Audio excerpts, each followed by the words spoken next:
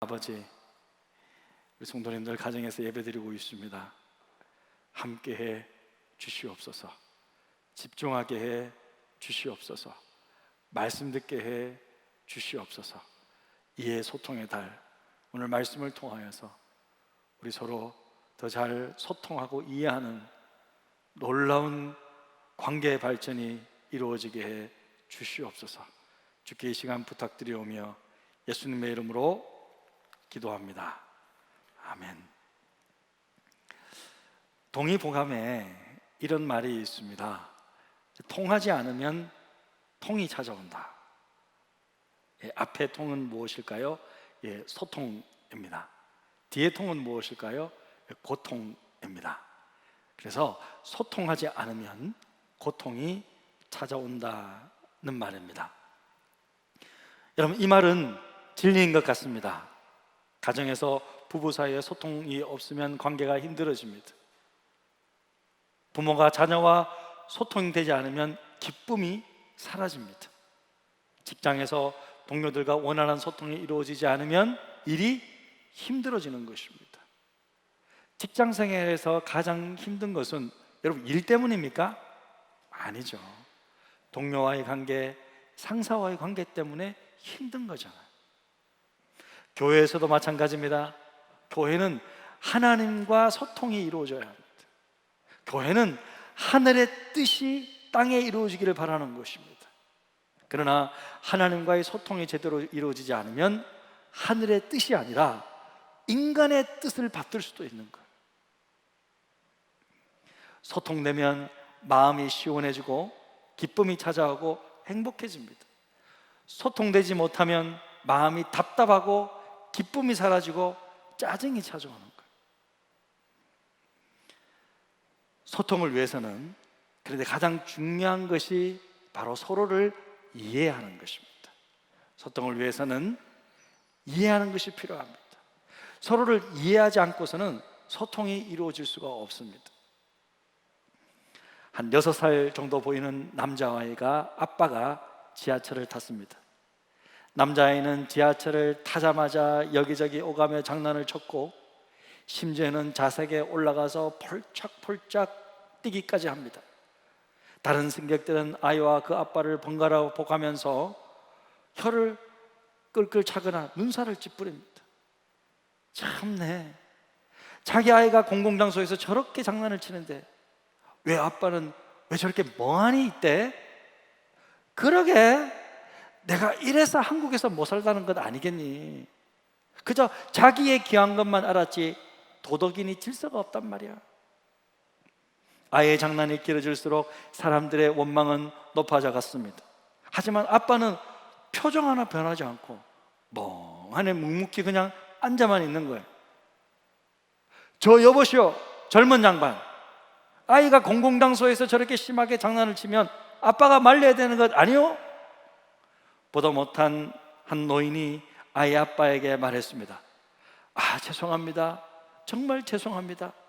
아빠는 연신 죄송하다는 말을 하며 고개를 조아립니다. 그리고는 말을 이어갑니다. 사실 제가 지금 애 엄마를 하늘나라로 보내고 오는 길입니다. 엄마도 없이 저 어린 것을 어떻게 키울까 걱정에 빠진 나머지 미처 아이의 행동을 살피지 못했습니다. 정말 죄송합니다. 아빠는 서둘러 자리에서 일어나 아이의 행동을 또 저지해서 아빠 옆에 탁 앉힙니다. 손을 꾹 잡고 있습니다. 아이는 자기 아빠 옆에 앉는 듯 싶더니 이내 그냥 빠져나와가서 일어나서 지하철 봉을 잡고 빙빙 돌며 다시 장난을 치기 시작했습니다. 하지만 승객 중 누구도 아이의 행동에 대해 더 이상 혀를 차거나 눈살을 찌푸리지 않습니다. 바뀐 것은 아무것도 없었지만 상대방을 이해하니까 모든 것을 배려할 수 있게 되는 것입니다. 이처럼 이해하면 사람과 소통할 수 있게 되는 거예요. 자, 그런데 이렇게 이해되고 소통할 수 있게 된 것은 아빠가 그 가운데서 자신의 상황을 진솔하게 말로 설명해 주었기 때문입니다. 그래서 여러분, 소통에서 제일 중요한 것은 말이죠. 말입니다. 말. 오늘 함께 읽은 성경 말씀에는 야고보 사도가 사람의 말이 얼마나 중요한지를 거듭 강조하고 있습니다. 야고보 사도는 3장에 와서는 거의 대부분 말에 대한 경고의 메시지를 주고 있는 거예요. 1절에 보니까 내 형제들아 너희는 선생된 우리가 더 큰 심판을 받을 줄 알고 선생이 많이 되지 말라. 자, 형제들아 이렇게 부르고 있죠. 그 말은 이 3장의 메시지가 교회 안의 형제 자매들, 예수님을 믿는 신자들에게 주어진 메시지라는 거예요. 그리고 이 야고보 사도는 이 신자들에게 말하기를 선생이 되지 말라고 권합니다. 교회에서 선생이 누굽니까? 말씀을 가르치는 사람. 1차적으로는 목회자들을 말하는 거죠. 그리고는 넓은 의미로는 교회에서 그나마 가르치고 이끌어 가시는 장로님들, 안수집사님들, 권사님들, 교회의 리더들, 교회 중직자들을 말하는 거예요. 야고보 사도는 신자들에게 웬만하면 너희들은 선생되지 말라고 권합니다. 그 이유는요, 지도자로서 더 큰 심판을 받기 때문에. 하나님 앞에 섰을 때 지도자들은 더 큰 심판을 받게 된다. 이 직분을 제대로 감당하지 못하면 더 큰 하나님의 책망이 있다. 왜 더 큰 심판이 있는가? 그 이유는 앞에서 말을 많이 하기 때문입니다. 말 때문이라는 거죠. 그러므로 이 말을 제어할 능력이 없는 사람은 선생이 되어서는 안 됩니다.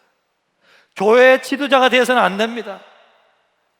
말을 제대로 컨트롤하지 못하는 사람은, 제어하지 못하는 사람은 장로가 되어서는 안 됩니다. 지도자가 되어서는 안 된다고 경고하는 거예요. 자, 2절은 이렇게 또 말씀합니다. 우리가 다 실수가 많으니 만일 말에 실수가 없는 자라면 곧 온전한 사람이라. 야고보 사도는 우리라고 하죠. 그러니까 자기도 포함되어 있다. 나도, 나를 포함해서 우리 모두가 다 말에 실수가 많지 않냐. 만약 없으면 온전한 사람이지, 이렇게 권하는 거예요. 자, 여기서 온전한 사람이란 완벽한 사람이라는 뜻이 아니라 어떻게? 성숙한 사람이다 라는 뜻이죠. 말에 실수가 없는 사람이 성숙한 사람이다. 그 성숙한 사람이 선생이 되어야 하고 교회 평신도 지도자가 되어야 한다는 것입니다. 이처럼 대화는 단순히 말하는 기술을 넘어서 한 사람의 전 존재와 관련이 되어 있습니다. 그러니까 언어를 보면 그 사람을 알 수가 있습니다. 그 사람 딱 말하는 걸 보면 누가 뭐라 안 해도 그 사람이 드러나는 거예요. 그래서 언어 생활이 정말 중요한데 오늘은 성숙한 언어 생활을 위해 몇 가지 우리가 교훈받고자 합니다. 우리의 말, 우리의 언어 생활을 성숙하게 훈련하기 위해서는 무엇이 필요할까요? 자, 먼저 우리는 말의 위력, 말의 힘을 알아야 합니다. 말의 힘이 얼마나 큰지를 먼저 알아야 합니다. 여러분, 히브리어에서는요, 말씀을 뜻하는 단어와 실체를 뜻하는 단어가 모두 한 단어에 있는데 디바르라고 합니다. 그러니까 히브리적인 사고방식은 말, 즉 언어를 실현된 실체와 동일시하는 것. 말하는 것이 곧 실현된다. 실체라는 것. 말은 그만큼 엄청난 파워가 있는데 긍정적인 역할과 부정적인 역할 동시에 할 수 있죠. 그러니까 말 자체는 중립이죠. 근데 어떻게 말하느냐에 따라 그 방향이 결정이 됩니다. 우리 3절 4절을 다 같이 한번 읽어볼까요? 시작. 우리가 말들의 입에 재갈 물리는 것은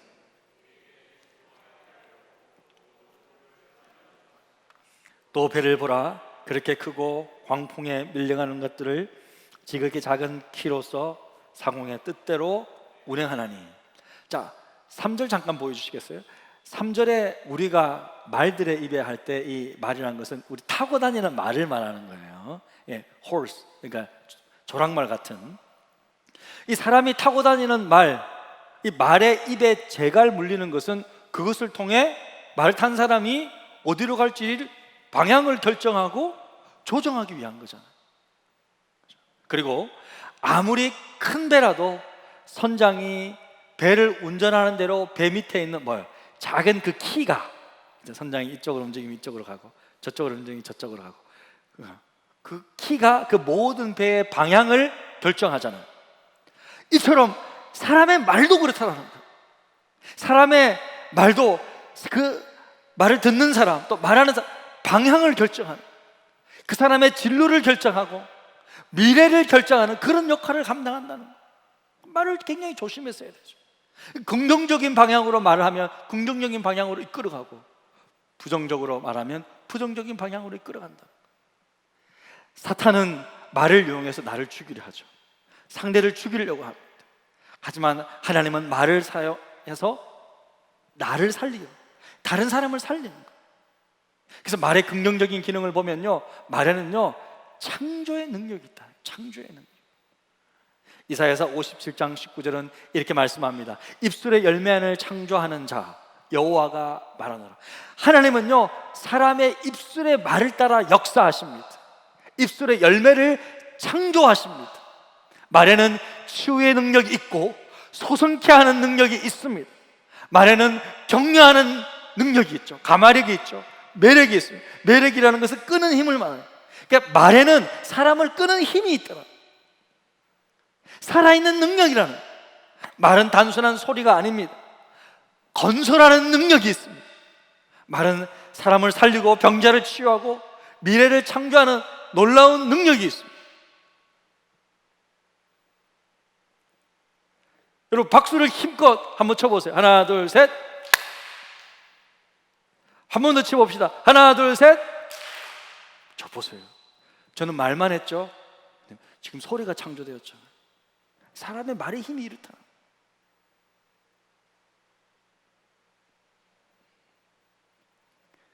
특별히 복음을 전하는 말은 죽은 영혼을 살리는 거예요. 하나님은 말의 능력을 아십니다. 말씀으로 모든 것을 창조하시고 일하십니다. 여러분, 하나님의 형상을 닮은 우리도 하나님의 말씀이 능력이 있듯이 하나님의 형상을 닮은 우리도 우리 말에 이런 능력이 있다는 사실을 반드시 알아야 합니다. 우리가 하는 말이 다른 사람의 인생을 변화시키고 미래를 창조해낼 수 있습니다. 능력의 말은 사람을 살립니다. 말은 곧 영이고 말은 곧 생명입니다. 할렐루야. 그런데 참 이 말을 길들이기가 참으로 어렵다는 거예요. 그래서 부정적으로 사용되면 사람을 죽이는 독이 됩니다. 자, 야고보서 3장 7, 8절 말씀을 같이 읽겠습니다. 시작. 여러 종류의 짐승과 새와 벌레와 바다와 생물은 다 사람이 길들일 수 있고 길들여 왔거니와 혀는 능히 길들일 사람이 없나니 시제 아내하는 악이요 죽이는 독이 가득한 것이라. 그러니까 동물은 길들일지언정 혀는 길들이기가 어렵다는 거. 긍정적으로 위력을 발휘할 때는 놀랍게 발휘하지만 혀가 부정적으로 영향을 발휘할 때는 죽이는 독이 가득한 완전히 살인 도구가 되는. 그래서 여러분 이 탈무드에는 이런 말이 있어요. 우리 같이 한번 읽어볼까요? 화면 한번 보시겠습니까? 제가 그냥 읽어드릴게요. 한번 들어보세요. 말은 손이 없지만 손이 하는 일을 한다. 사람을 죽인다. 그런데 손을 넘어선다. 왜냐하면 손은 가까이 있는 사람을 죽이지만 말은 멀리 있는 사람도 죽인다. 화살처럼. 그렇지만 화살을 넘어선다. 왜냐하면 화살은 손으로 막을 수 있지만 말이 쏘아대는 무서운 상상력은 피할 세력이 없다. 여러분 이처럼 말은요 파괴적인 능력이 있는 거예요. 그렇기 때문에 우리가 다른 사람에 대해서 부정적인 말을 하거나 비난의 말을 할 때는요 정말로 조심해야 돼요. 그래서 야고보서 3장 90절은 이렇게 말하고 있습니다. 이것을 우리가 주 아버지를 찬송하고 또 이것으로 하나님의 형상대로 지음을 받은 사람을 저주하는 하나님에서 찬송과 저주가 나오는도다. 내 형제들아 이것이 마땅하지 아니하니라. 여러분 믿는 자를 저주하는 것은 신약 성경에서는 금지된 일입니다. 금지된 일입니다. 형제를 저주하면 안 되는 이유는 그가 하나님의 형상대로 지음을 받기 때문이에요. 예수님은 여러분 이 부분을 아주 강력하게 경고하고 있는데요. 나는 너에게 이르노니 형제에게 노하는 자마다 심판을 받게 되고 형제를 대하여 라가라 하는 자는 공회에 잡혀가게 되고 미련한 놈이라 하는 자는 지옥불에 들어가게 되리라. 예수님은 여러분 지금 동일한 말씀을 3번이나 반복하고 있는 거예요. 욕설을 강력하게 금하고 있는 거예요. 여러분 욕설을 금함에 있어서는 예외가 없습니다. 부모가 자식에게, 군대에서 상급자가 하급자에게, 직장에서 상사가 아랫사람에게, 학교에서 선배가 후배에게, 흔히 욕설이 허용되는 곳에서도 신자들은 우리는 욕설을 해서는 안 됩니다. 라가라는 것은 여러분 가래침을 뱉는 것을 소리 나는 대로 그대로 본뜬 전형적인 욕설이에요. 그 이스라엘 지역의 욕설이에요. 구체적인 욕 이름이에요. 예수님은 지금 당시 사람들이 쓰는 욕에서 구체적인 욕을 들어 설명하고, 형제에게 이런 쌍욕을 하는 사람은 이렇게 말해요. 지옥불에 들어가라. 누가? 예수님이. 감히 우리가 지옥불에 들어가 이런 말을 할 수 없죠. 하지만 하나님은 하실 수 있잖아요. 예수님은 하실 수 있잖아요. 지옥불에 들어가라. 지옥불로 들어가게 되리라. 이거는 인간이 처할 수 있는 최고의 형벌을 내리는 거예요. 사형 선고를 내리는 거예요. 지금 왜 이렇게까지 최고의 형벌을 내리시는 것입니까? 그것은 믿는 형제자매를 모욕하는 것은요, 하나님을 모욕하는 것이기 때문에, 하나님이 하나님의 때에 불러서 내 자녀로 삼았는데 감히 네가 내 자녀에게 모욕을 해? 쌍욕을 해? 너는 지옥에나 가라. 이렇게 지금 말씀하시는 거예요. 무섭죠? 이렇게 무서운 건데 여러분, 우리는 너무 대수롭지 않게 욕을 하는 거예요. 너무 대수롭지 않게 함부로 말하는 거예요.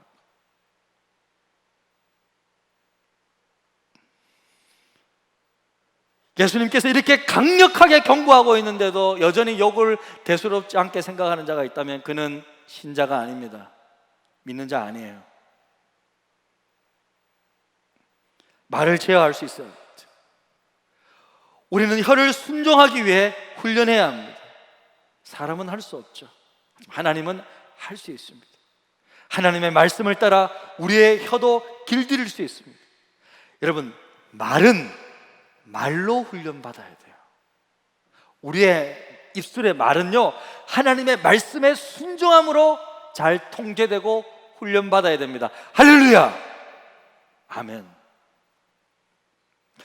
자, 그리고 우리의 언어 생활에 좀 성숙을 훈련하기 위해서는요, 우리가 늘 하나 이 대화의 목표를 소통하는 데 두어야 합니다. 소통.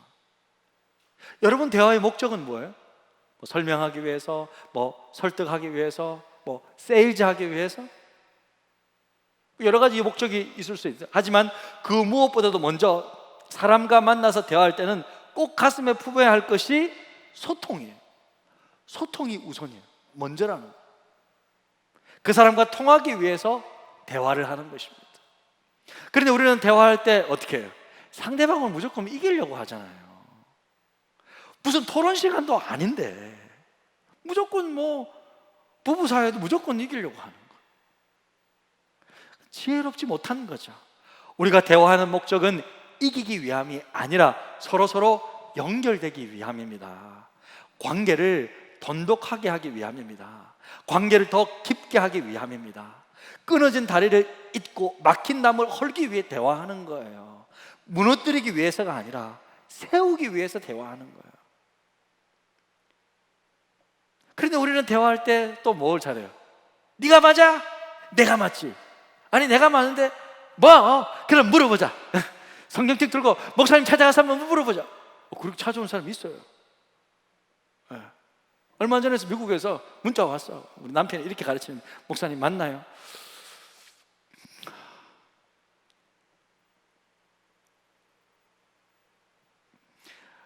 여러분, 우리는 대화할 때 옳고 그름을 밝히는 것이 목적이 아니라 우선 더 중요한 것은 서로를 이해하기 위해서예요.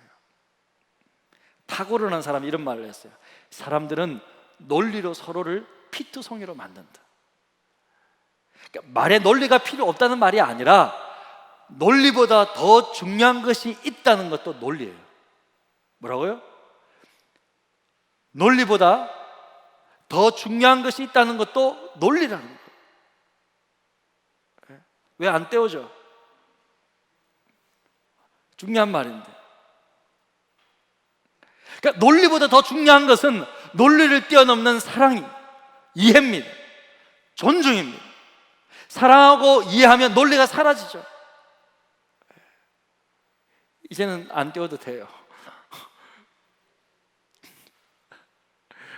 제가 좋은 말로 해야 되는데 딱딱하게 말해서 죄송합니다. 대화할 때는 사랑의 말로 해야 되는데, 사랑이 식으면 논리가 살아나죠.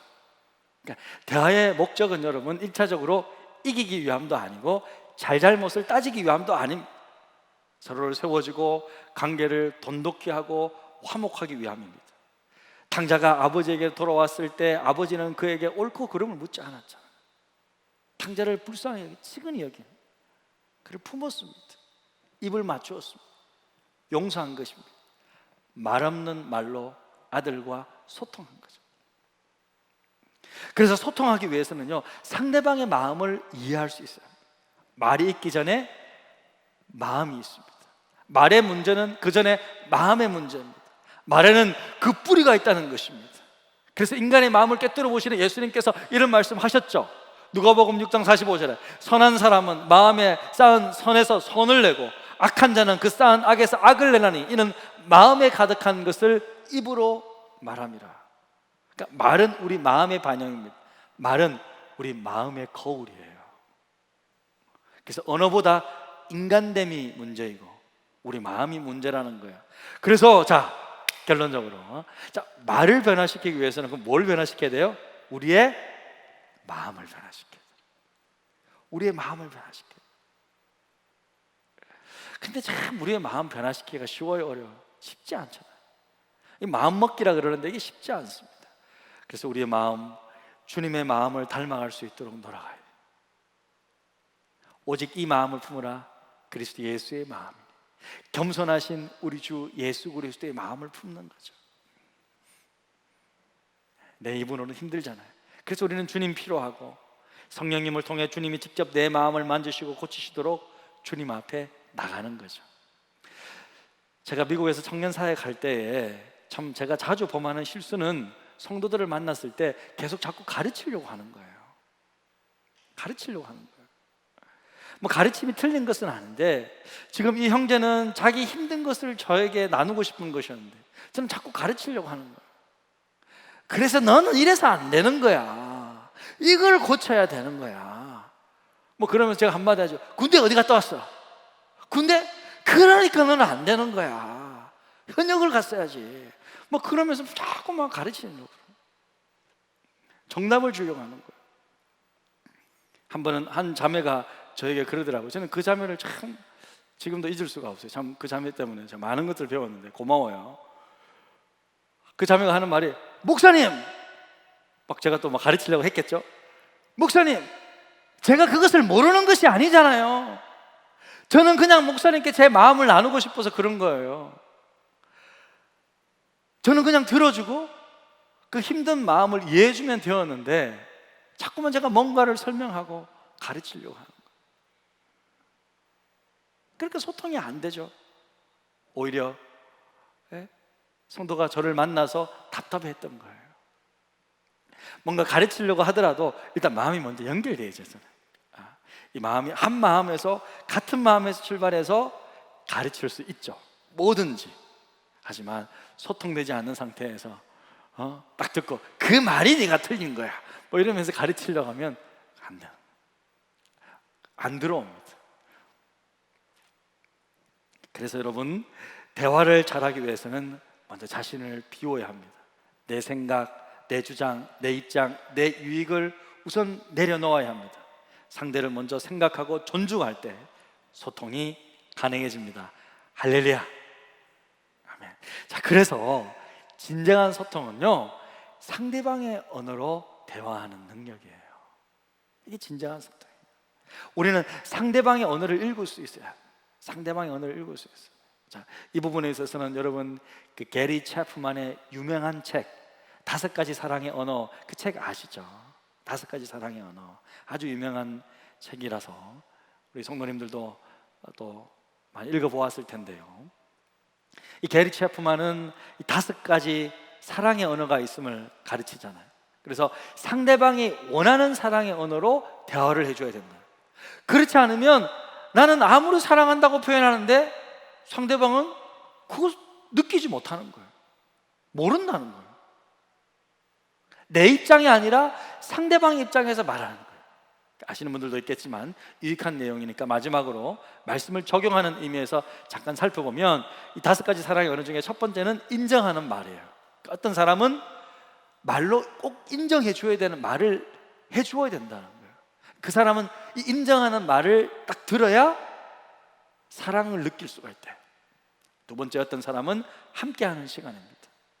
세 번째는 선물, 돈 이런 것이 될 수 있고, 네 번째는 실제로 섬겨주는 것, 봉사. 다섯 번째는 육체적인 접촉입니다. 자, 육체적인 접촉이란 부부 사이를 제외하고는 악수를 하거나 허그를 해주거나 가볍게 손으로 토닥토닥 해주는 정도를 말하는 거예요. 자, 이렇게 사람마다 자기가 원하는 사랑의 언어들이 있다는 거예요. 어떤 거는 첫 번째가 인정하는 말이면 두 번째가 선물이 될 수도 있고, 이렇게 고루고루 있지만 첫 번째 메인 언어가 있어요. 이거는 1번은 꼭 이 자기 언어가 있어요. 그 언어로 말해줘야 상대방은 사랑을 경험할 수 있어요. 예를 들어서 어떤 아내나 여자친구는 함께하는 시간이 필요한데 자꾸 자기 남편이나 이 남자친구는 시간은 보내주지 않고 이렇게 말하면, 그래서 얼마면 되니? 뭐가 필요해? 자꾸 돈 이야기를 하는 거예요. 지금 얼마면 되니? 그거 아니거든요. 휴가를 내서 함께 시간을 보내줘야 된다.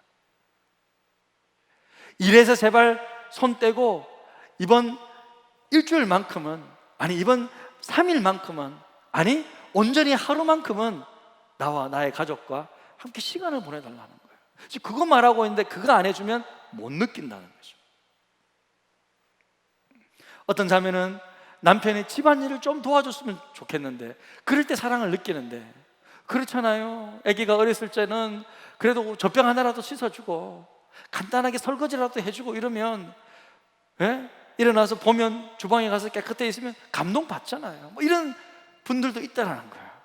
근데 말로만 허구한 날 당신 수고했어, 당신 잘했어, 당신이 최고야, 말만 떼우는 거 전혀 사랑을 못 느낄 수 있다, 어떤 사람에게. 또 어떤 사람은 인정하는 말이 중요한 사람이 있어요. 이 사람에게는 당신 정말 잘했다고, 정말 멋있었어, 오늘 너무 훌륭했어, 이렇게 말을 제대로 해줘야 인정받지, 사랑받지. 그 말 안 해주면 전혀 사랑을 느끼지 못하는 사람도 있습니다. 또 어떤 사람은 선물이 사랑의 언어입니다.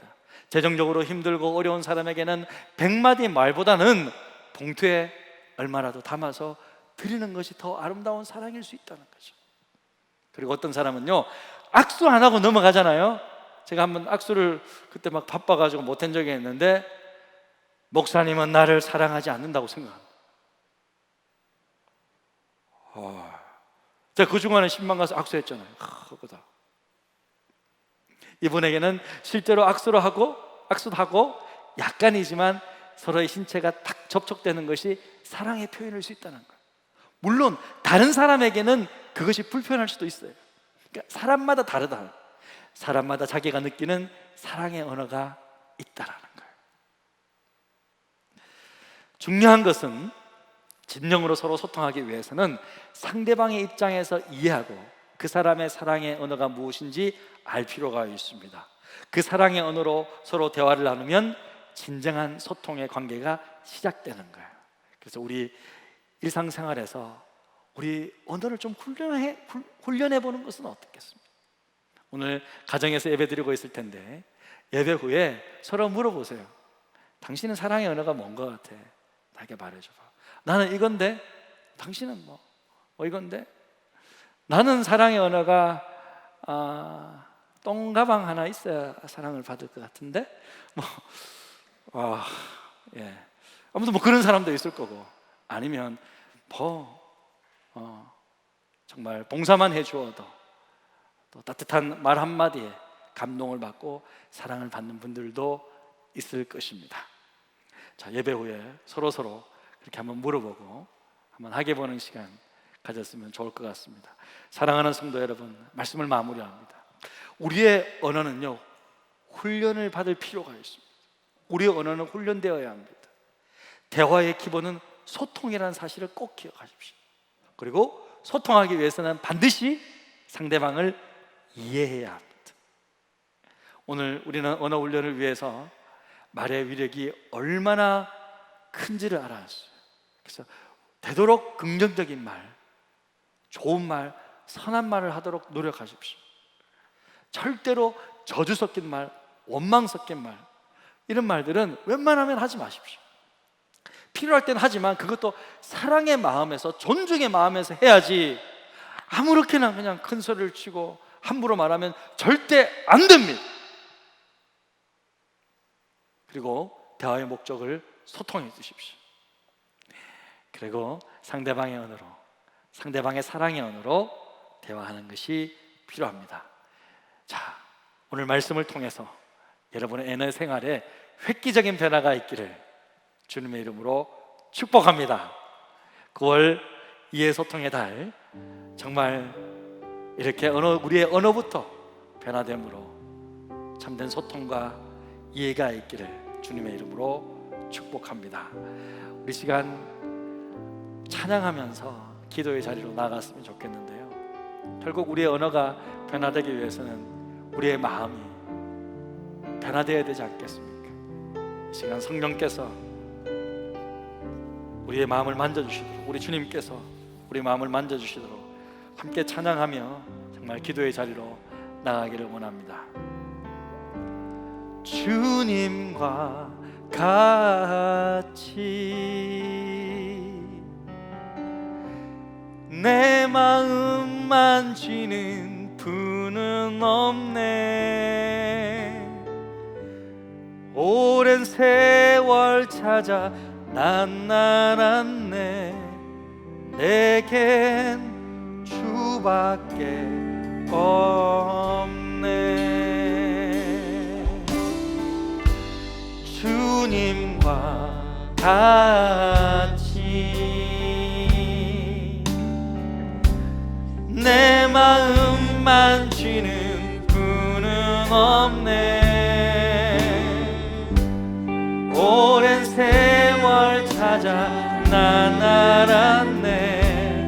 내게 주밖에 없네. 주 자비 강같이 흐르고 주 손길 치료하네. 고통받는 자녀 품으시니 주밖에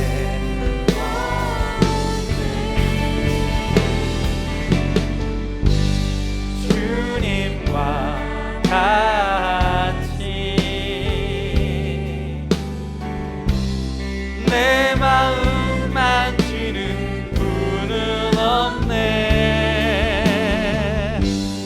오랜 세월 찾아 난 알았네. 내게 주밖에 주잡이 강같이 흐르고 주잡이 강같이 흐르고 주 손길 치료하네. 고통받는 자녀 품으시니 주밖에 없네.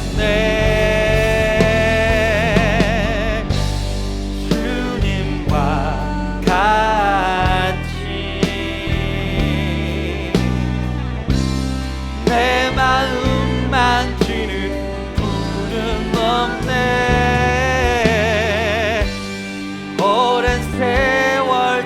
찾아 난 알았네. 내겐 주밖에 없네. 주님과 같이 내 마음 만지는 분은 없네. 오랜 세월 찾아 난 알았네. 내겐 주밖에 없네.